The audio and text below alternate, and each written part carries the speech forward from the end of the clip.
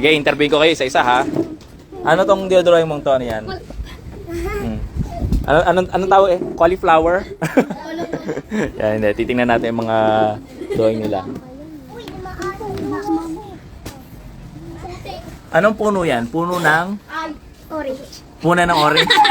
Kailangan orange ang kulay ng mga bunga yan mamaya ha. Baka mamaya kulay violet yan eh. Oh, sige, sige. Ne, ano yung drawing mo yan? Ano to? Ano yan? What's that? Ano yan, Ne? Pama na yan? Puno ng ano yan? Langka?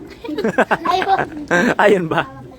Hindi ko alam, may apple pala dito, hindi ko alam ha. Ayan. O, papunta na daw yung nag-sponsor ng ating pakain for this afternoon. Punta na sila.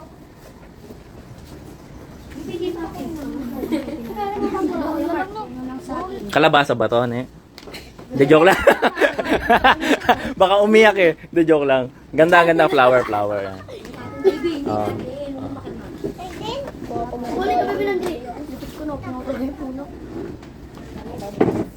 Ito namang isang to, pinutol na agad ang puno. Oh. Pinutol. Minsan lang magkapuno, pinutol mo pa. Again guys ha, yung mga puno ay inyong aalagaan, huwag nyong hinahataw ha. Dati may yung mga bata sa park, nako, hinahataw yung puno, lagi kong sinasaway eh.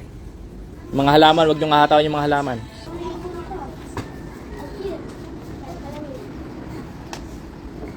Gipin ko, ano drawing mo? Bahulot. Magilaw, kaya ko lang dilaw. Gipin mo.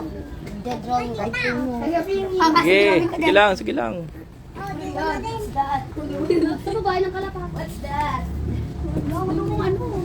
Kahit ano, sige lang. Tito Belding. Nalagyan niya ng mga puno-puno. Kamaya, binibiro lang kita kanina, ikaw talaga. Kahit na lang yun naman. Oh, cute! Kasing ganda ni Gina. Where yan? Ay na yan.